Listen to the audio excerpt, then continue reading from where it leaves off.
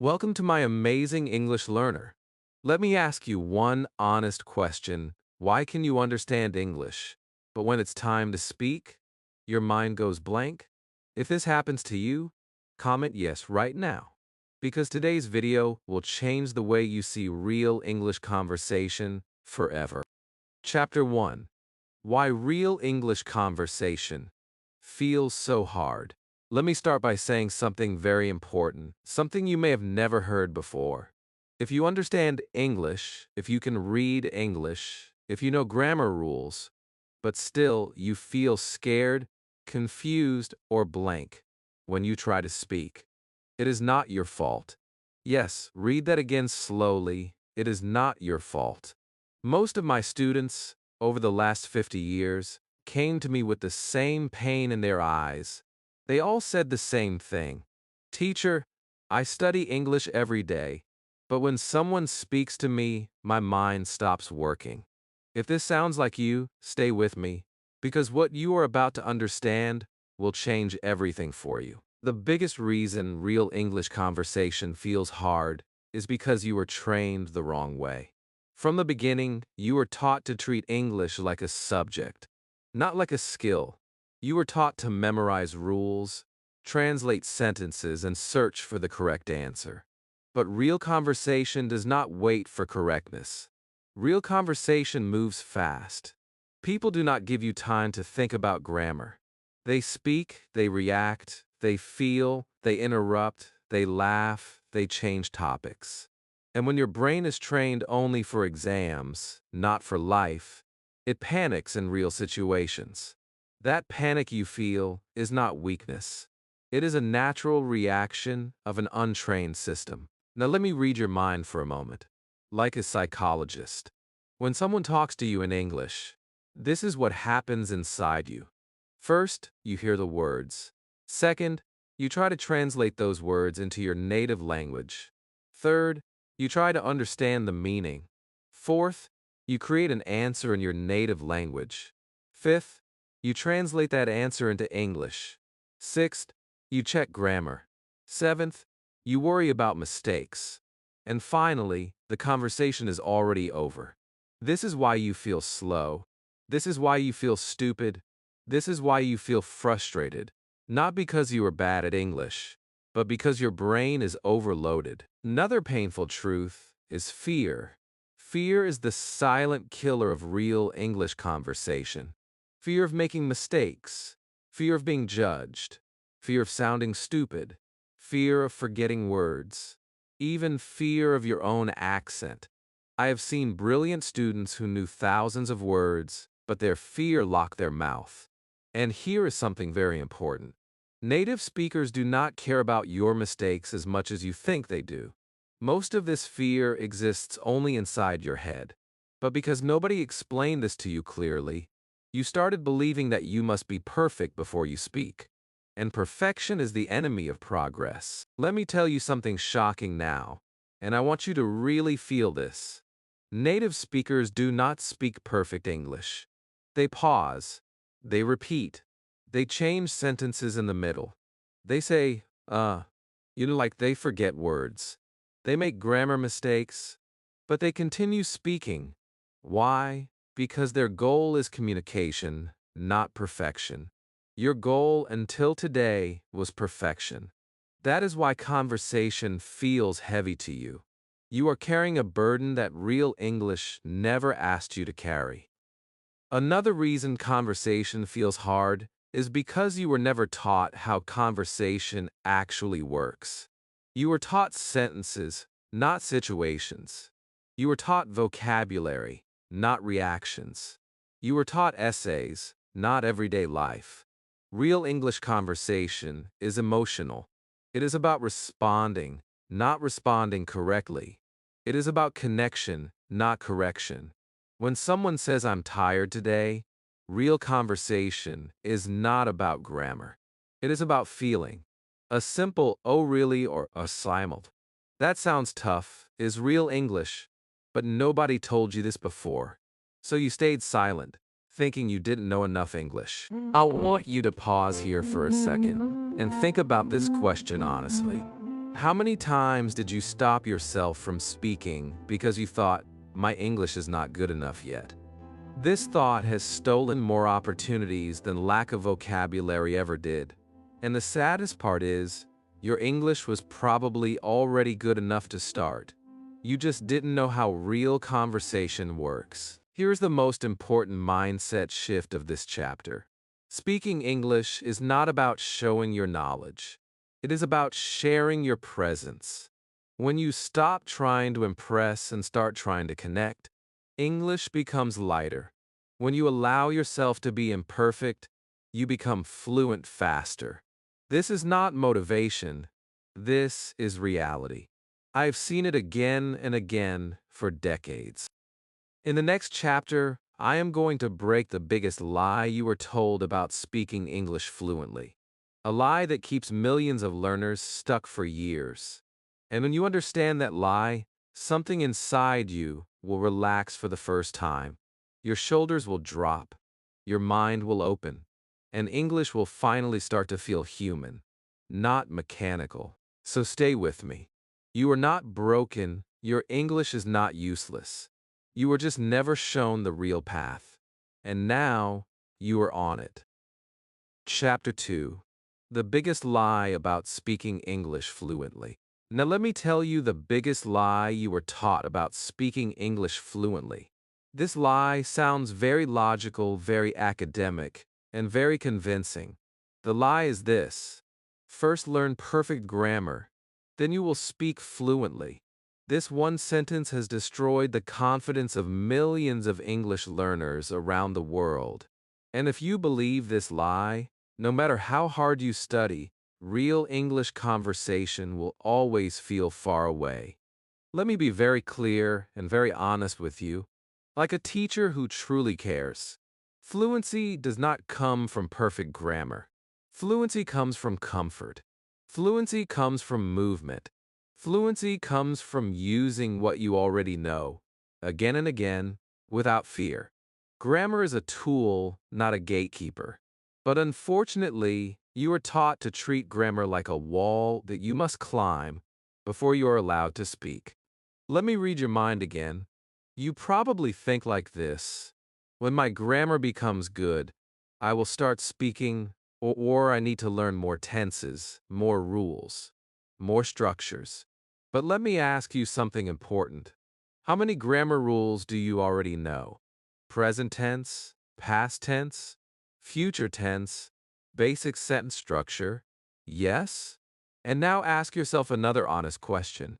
Did knowing these rules automatically make you confident in real conversation?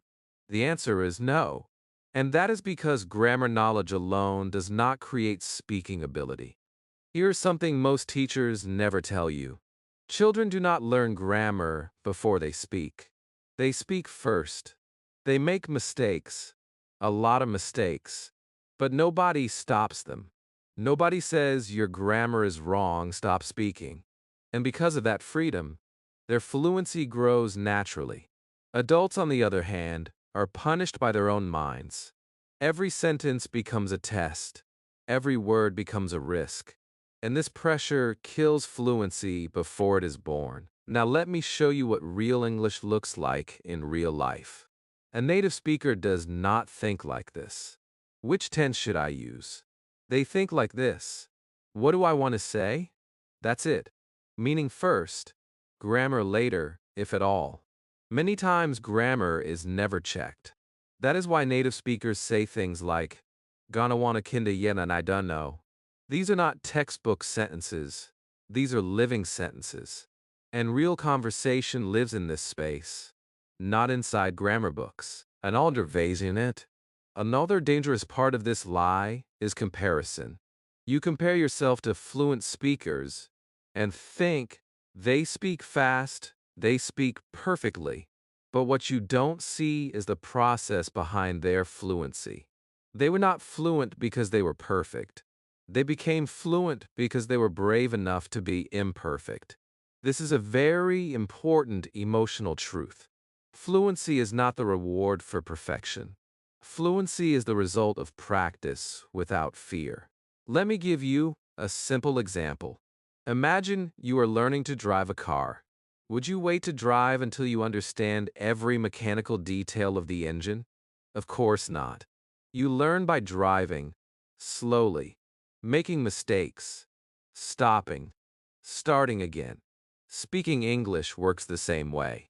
Grammar is like a map, but conversation is the journey. You cannot learn a journey by only studying the map. Most English learners are stuck in a loop. They study grammar, they feel safe while studying.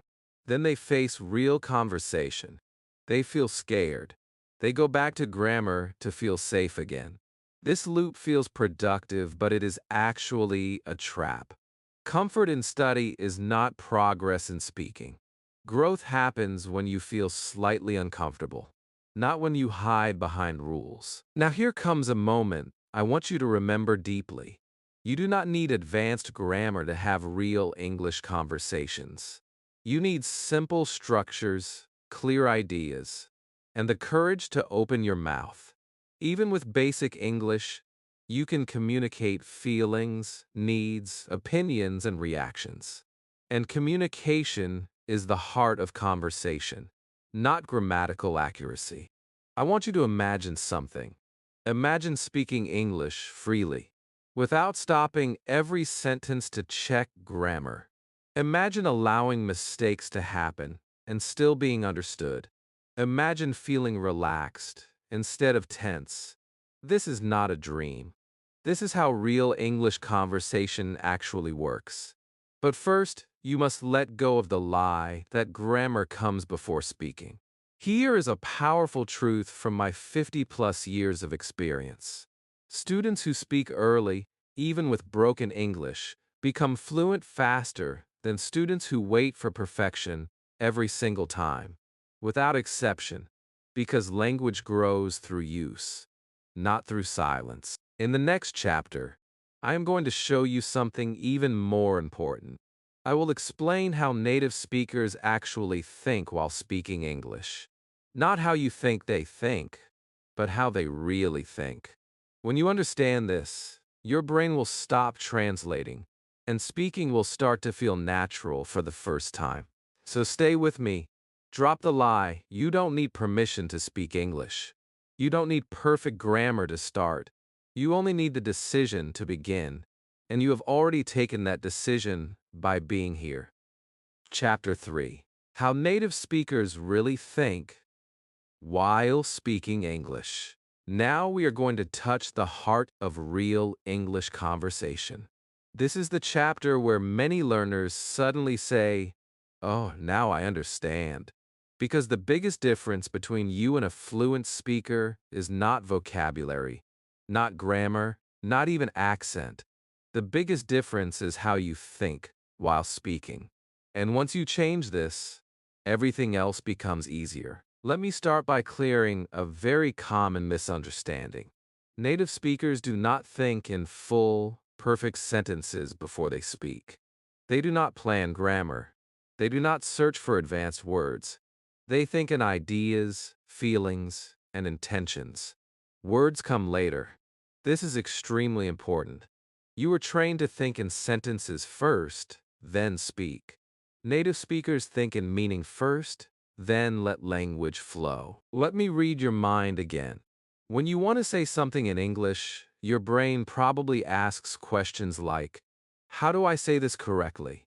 Or "What is the English sentence for this?" These questions slow you down. Native speakers ask a different question. What do I want to express right now? That one question creates speed, naturalness, and confidence. Think about how you speak in your native language. Do you think of grammar rules? Do you think of sentence structure? Of course not.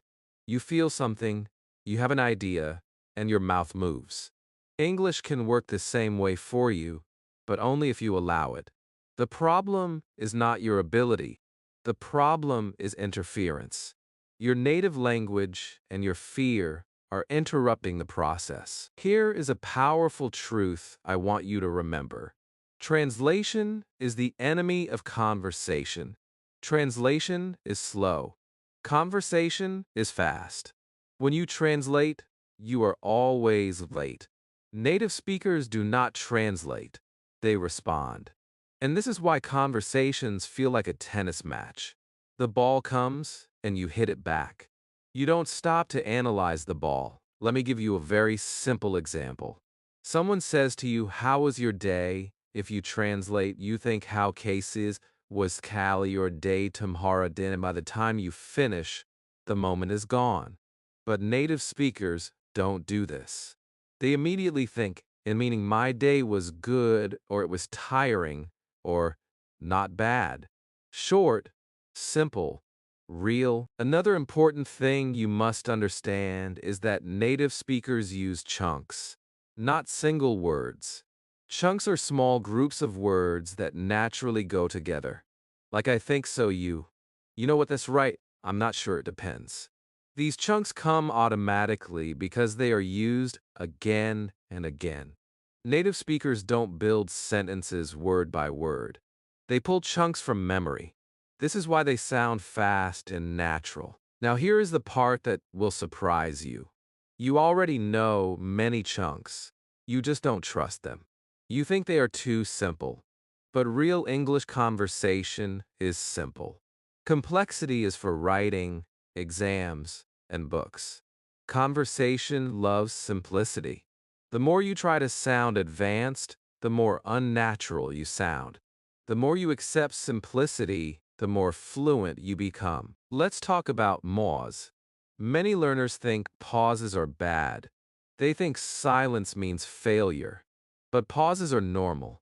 Native speakers pause all the time.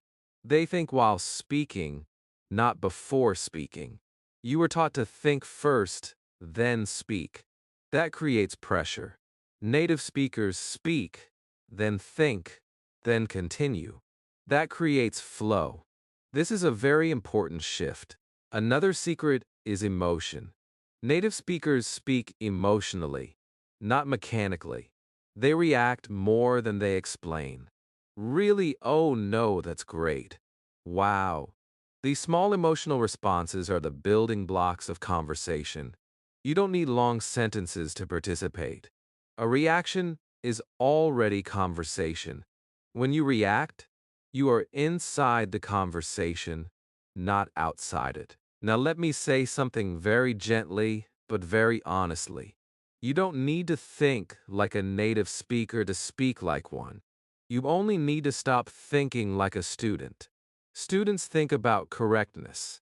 Speakers think about connection. The moment you choose connection, your English starts to breathe. Imagine this. You are in a conversation, and instead of thinking, "What is the correct sentence?" you think, "What is my reaction?" That one change will remove half of your fear, because reactions are natural. They don't need perfection. They need presence. In the next chapter, I am going to show you the simple structure of real English conversation. Not grammar structures, but conversation structures. Once you see this structure, conversation will stop feeling chaotic and start feeling predictable. And when something is predictable, it becomes less scary. Stay with me. You are not slow. You are just thinking in the wrong way. And the moment you change how you think, English will stop feeling like a foreign language and start feeling like a tool you can actually use. Chapter 4. The Secret Structure of Real English Conversation. Now I want you to relax your mind because this chapter will remove a lot of confusion. Most English learners believe that conversation is random, fast, and uncontrollable. That belief creates fear. But the truth is very different. Real English conversation has a structure. Not a grammar structure, not a textbook structure, but a human structure.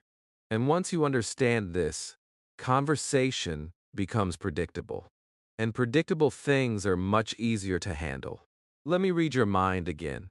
You probably think, "I don't know what to say next," or "I don't know how to continue the conversation." This problem does not come from lack of vocabulary. It comes from not understanding how conversation flows. You were taught sentences, but you were never taught how sentences connect to each other in real life. Here's the biggest secret. Real English conversation is built on four simple moves: opening, responding, reacting, and continuing. That's it. Almost every conversation in the world follows this pattern. When you understand this, you stop feeling lost. Let's start with opening. An opening is just how a conversation begins. It is usually simple and natural. Hi, how are you? What's up? Long time no see. These are not questions that need deep answers. They are doors. Many learners panic here, thinking they need a perfect reply. But in real conversation, an opening only needs a simple response. Good, fine, not bad. Even okay, this is already a successful conversation start. Now comes responding. This is where many learners freeze. They think they need to give long answers, but real responses are short. Native speakers love short responses. Why? Because short responses keep the conversation alive. If someone says, "How was your day?" and you say, "It was okay," that is enough. You don't need a story. Stories come later naturally. The third move is reacting. This is the most powerful and most ignored part of conversation. Reactions are emotional. Oh, really? That's nice. Oh, no? Wow. These reactions show interest. And here is a very important truth. Showing interest is more important than speaking correctly. Many learners try to say something smart. Native speakers try to show they care. This is why reactions are gold. The fourth move is continuing. This is usually done with a small follow-up. Why yes? What happened? How come? And then. These small questions push the conversation forward. You don't need new vocabulary. You just need curiosity. And curiosity is a human skill, not a language skill. Let me give you a real example. Someone says, "I'm tired today." You respond, "Oh, really?" Reaction. You continue, "Long day." Follow up. This is real English conversation. Simple, natural. No grammar stress, no advanced words. But it works. And most importantly, it keeps the conversation moving. Now, let me tell you something very important. Conversation is not about talking more, it is about timing. Many learners think fluency means speaking nonstop. That is wrong.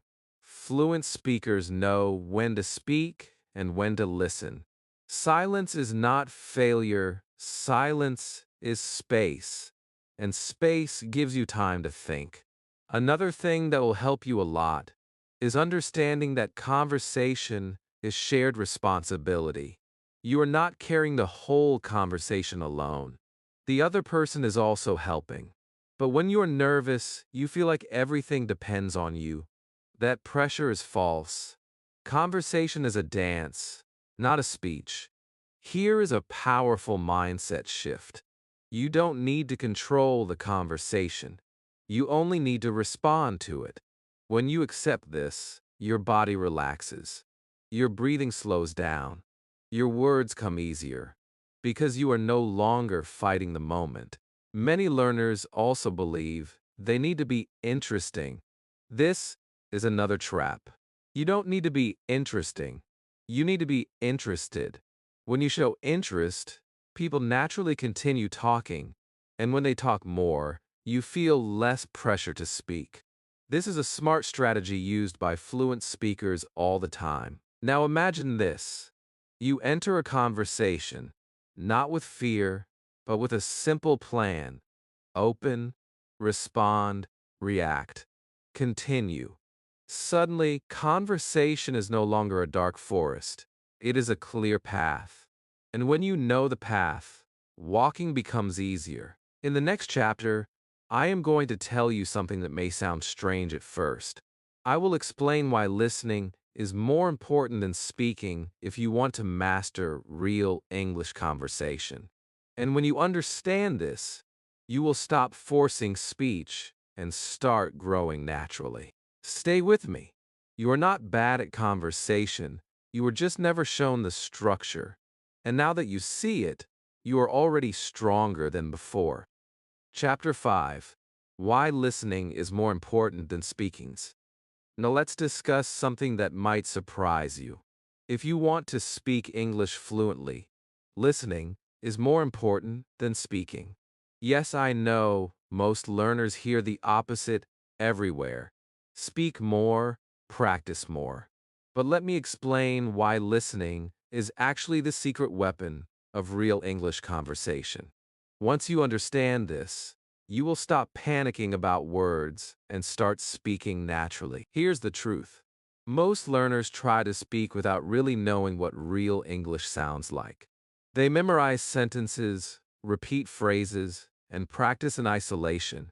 But in real life, conversations are alive, fast, and unpredictable. Words, tone, rhythm, and emotion are all part of language. You can't speak them correctly if you haven't first heard them, as they are naturally used. Let me read your mind again.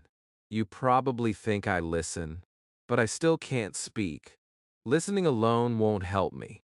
And you're partially right. Just passive listening won't. But active listening, the kind where you pay attention to meaning, emotion, and patterns, is the key. It's what separates beginners from confident speakers. Here's a simple example. Someone says, "I'm so tired today. I couldn't sleep last night." A learner might hear the words, but focus on grammar. "Oh, couldn't sleep last night. What tense is this?" Meanwhile, a fluent listener hears, they are exhausted. They need rest. Maybe they want sympathy or understanding. Their brain immediately reacts with a natural response. "Oh no, that's rough." Or, "You should rest more." Notice what's happening here. They are responding to meaning, not grammar. Listening also trains your brain to think in English. Until now, you were probably translating in your head English native language back to English. This slows everything down. But when you train your brain to understand directly in English, responses start appearing naturally. Your mind begins to recognize patterns, common phrases, and chunks of English used by real speakers. This is exactly what fluent speakers do without even realizing it. Another reason listening is more important than speaking is confidence. Think about it. Every time you listen carefully, you learn new ways to express yourself. You hear how native speakers react, how they pause, how they use fillers like "well, you know," or actually you learn the rhythm and flow of conversation. Then, when it's your turn, your mouth already knows what to say. You're not inventing sentences from scratch. You're imitating patterns you've already absorbed. Let me give you a daily habit that will transform your listening: shadowing. Shadowing means listening to short sentences and immediately repeating them out loud. But here's the trick. Don't try to be perfect. Focus on copying rhythm, emotion, and natural pauses. Your brain starts associating meaning, sounds, and reactions together. This is how real English flows into your speech without effort. Another powerful point: listening creates mental shortcuts. When you listen enough, your brain starts predicting what comes next in conversation. This is why fluent speakers seem fast. They already anticipate responses. You can do the same, even as a beginner. Don't aim for understanding every word. Aim for understanding the message. Once you do this, your responses become faster, more natural, and less stressful. Let me address one fear many learners have. If I only listen, I won't improve my speaking. This is a myth. Speaking is the output, but output depends on input. The more you listen actively, the more your brain collects ready-made phrases, reactions, and expressions. Speaking becomes like lifting a cup from the table.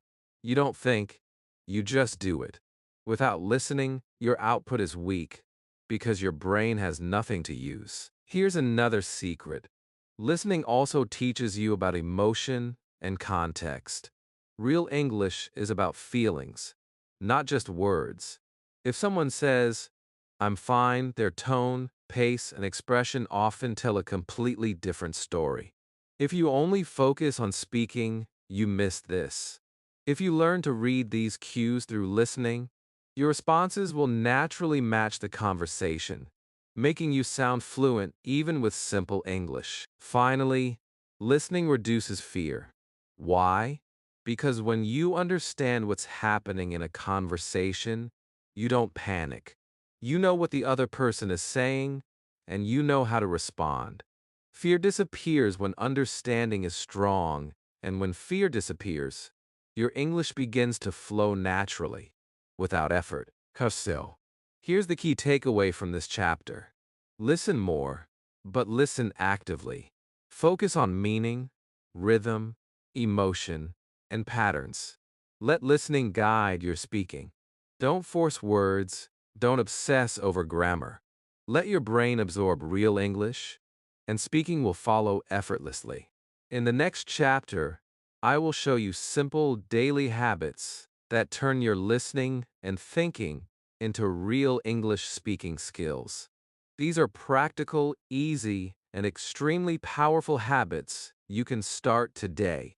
If you apply them consistently, your conversation will improve faster than you ever imagined. Stay with me. You are not weak, slow, or incapable. You just need the right input and consistent practice. And that is exactly what I am going to show you next. Chapter 6. Simple daily habits that create real English conversation skills. Now we are entering one of the most practical parts of your journey. Up until now, we have talked about mindset, thinking patterns, and listening.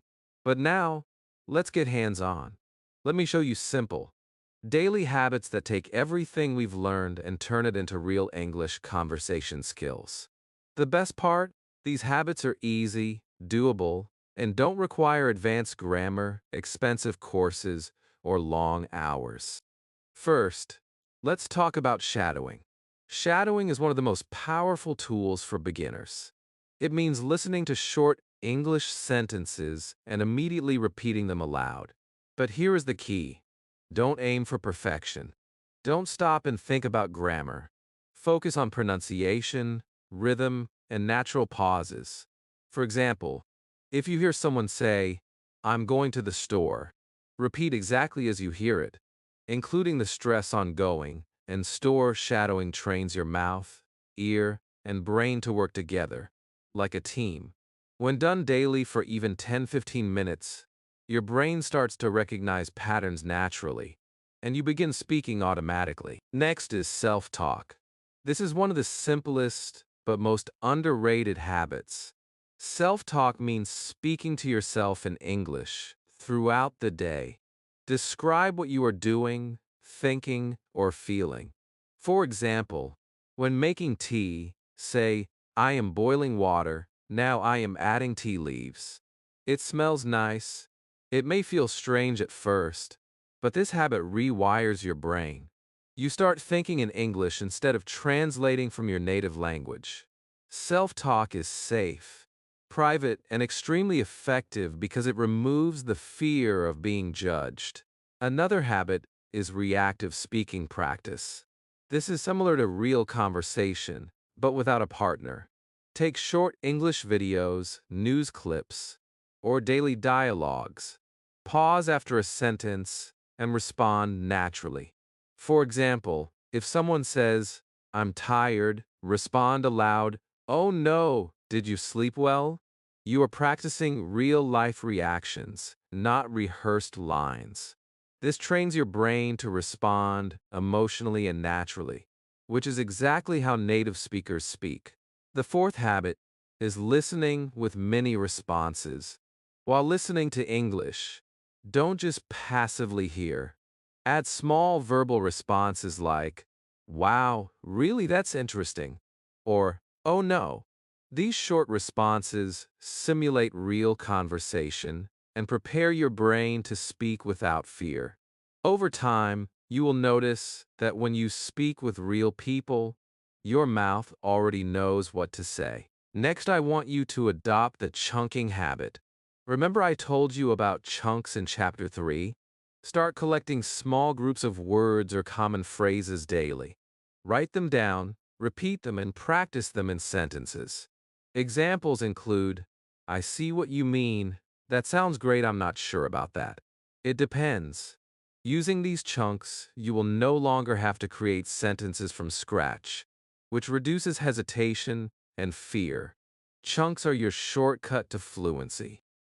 Now let's talk about daily short conversations. Even 5 minutes a day is enough. You can talk to a friend, a family member, or even use language exchange apps. The goal is not perfection. The goal is practice without fear. Start with simple topics. How was your day? What did you eat? What did you watch? Don't worry about mistakes. Your focus should be connection, interest, and participation. Another small but powerful habit is reading aloud. Pick a short paragraph from a story, a dialogue, or an article, and read it aloud slowly. Focus on pronunciation, intonation, and pauses. Reading aloud trains your mouth and brain to coordinate, making spontaneous speaking easier. Don't just read silently. Your mouth and ear need practice, not just your eyes. Finally, I want you to review your day in English. Every night, summarize your day aloud in English, using the habits above. Keep it simple. Today I woke up late. I ate breakfast. I watched a video in English. I learned something new. I felt happy. This habit strengthens memory, reinforces vocabulary, and connects thinking to speaking. Over weeks, your brain starts producing sentences automatically without effort. Here's the motivational truth I want you to remember. Consistency beats intensity. 10 minutes of focused English practice daily is far more effective than hours once in a while. These small habits are like seeds. Every day, water them a little, and soon your English speaking ability will grow naturally. You don't need complicated methods. You need simple, repeatable actions that connect listening, thinking, and speaking. Let me give you a visual to inspire you. Imagine a staircase. Each small habit is one step. Shadowing is step 1. Self-talk is step 2. Reactive speaking is step 3. Chunking is step 4, and so on. Day by day, step by step, you climb higher. And at the top, you will realize that you are speaking English naturally, confidently, and without fear. In the next chapter, I'm going to teach you how to speak even when you don't know the words. This is one of the most liberating skills in the real English conversation. Once you master it, hesitation disappears, and your fluency accelerates faster than you thought possible. Stay with me. You are building a solid foundation. Each habit, no matter how small, is a step closer to the confident English speaker you are becoming. Chapter 7, How to Speak. Even you are don't know the words. Now we are entering one of the most powerful chapters of your English journey. Many learners get stuck because they feel they must know every word before speaking. This is a huge misconception. Real English conversation is not about knowing every word. It's about communicating, connecting, and expressing yourself, even when your vocabulary is limited.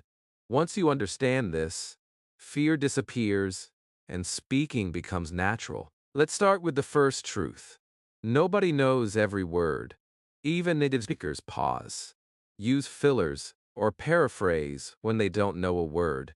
They continue the conversation anyway. The difference is, they know strategies to keep talking and stay in the flow. And you can do the same. Your English does not have to be perfect. It has to be understandable. The first technique I want to teach you is paraphrasing. Paraphrasing means explaining what you want to say using words you know. For example, if you forget the word hungry, you can say, I want to eat, or I need food. Simple, right?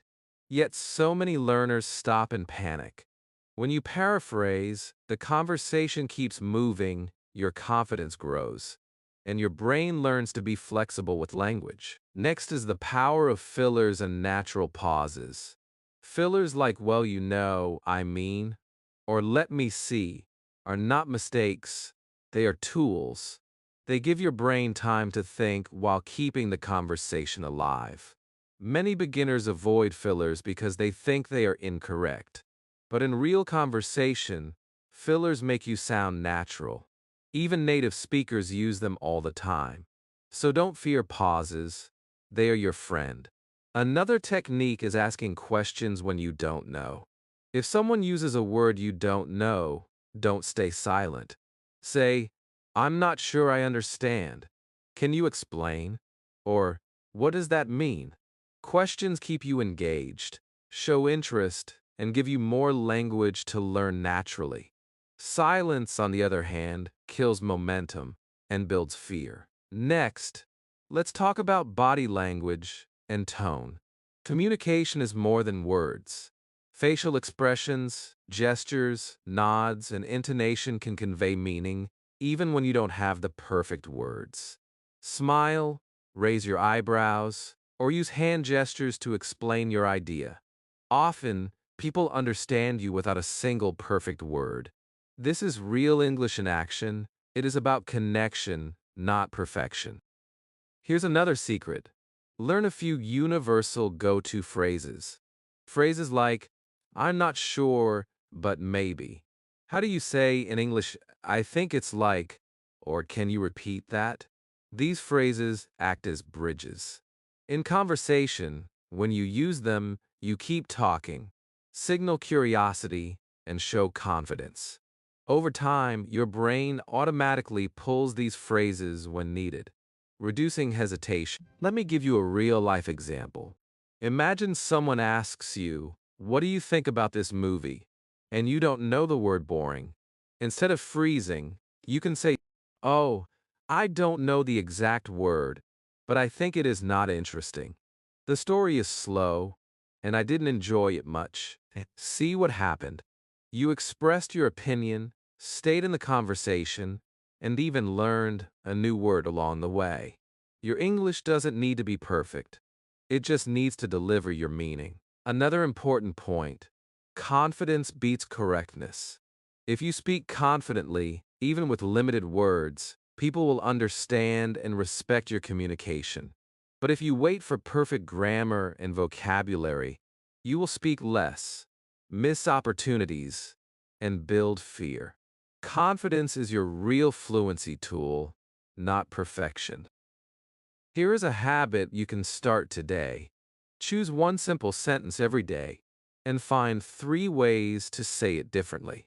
For example, I like coffee can become coffee is my favorite. I enjoy drinking coffee. I love coffee in the morning. This practice teaches flexibility. It trains your brain to keep talking even when a word is missing.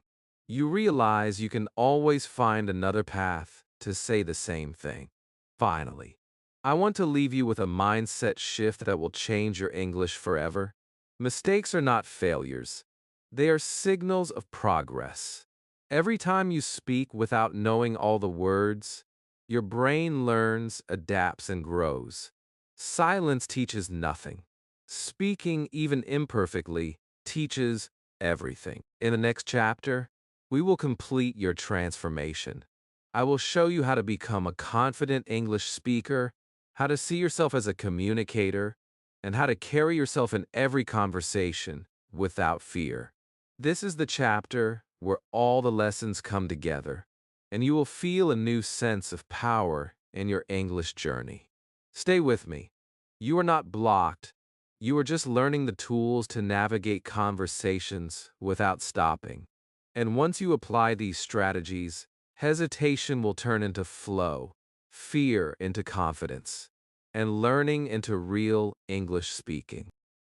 Chapter 8: Your New Identity as an English Speaker Transformation. Chapter 8: Arrive at the final and most important chapter of your journey. This is the chapter where everything we've discussed, the mindset, the listening, the habits, the strategies, comes together. If you apply what I'm about to share, your English will no longer be a subject you study. It will become a skill you use naturally every day. And more importantly, your identity will shift from "I am just a learner" to "I am an English speaker." Let's start with the biggest truth. Fluency is not a skill, it is an identity. Think about it. People who are fluent in English don't constantly worry about words or grammar. They think of themselves as communicators, as participants in conversations, as people who express ideas. Your brain responds to identity more than rules. If you believe you are a speaker, your brain will act like one. If you believe you are a learner who struggles, your brain will find reasons to struggle.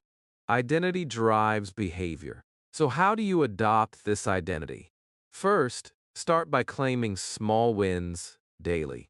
Each time you speak, even one sentence, recognize it as a success.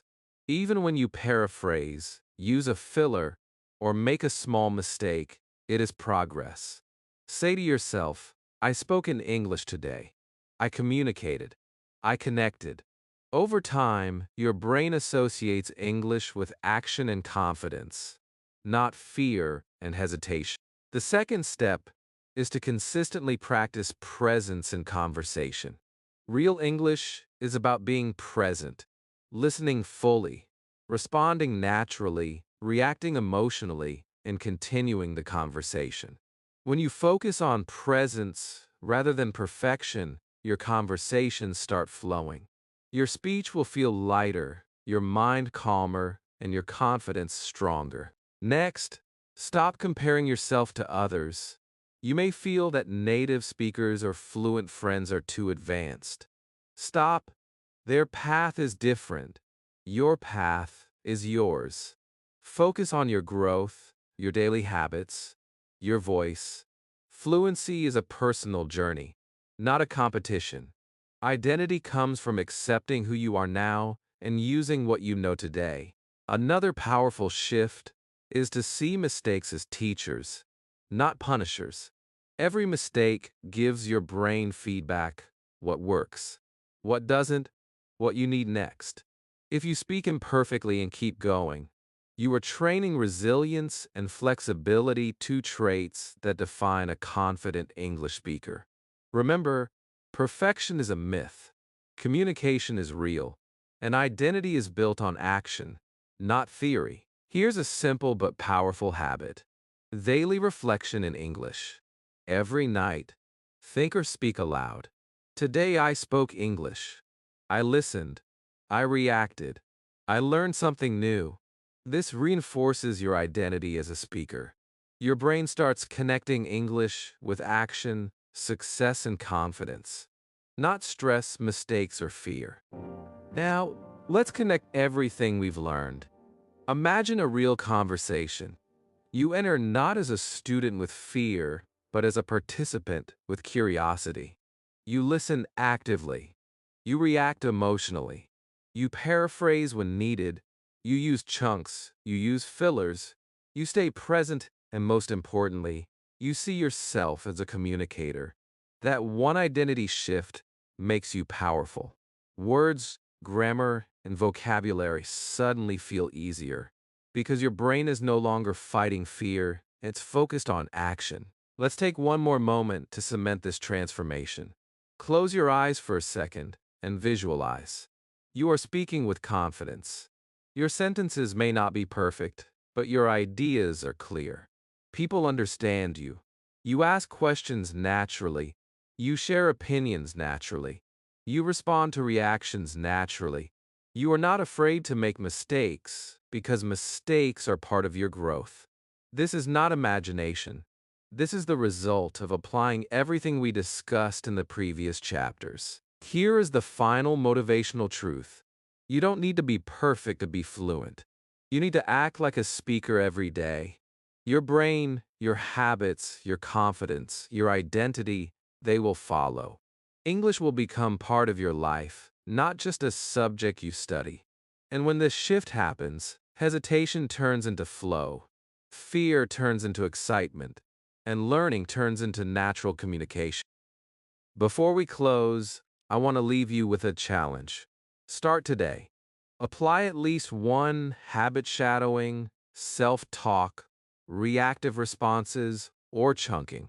Speak for 5 minutes. React naturally, and remind yourself, I am an English speaker. I am capable. I am growing every day. Do this consistently, and your transformation will astonish you. And now, if you are ready to truly change your English journey, here is what I want you to do next. Subscribe to this channel, Real English Fluency, to learn more real English strategies for beginners. Like this video to support more learners like you. Comment below. My biggest English challenge is you, so I can help you directly. I read every comment. The real power of English is not in memorizing rules. It's in thinking, reacting, and connecting.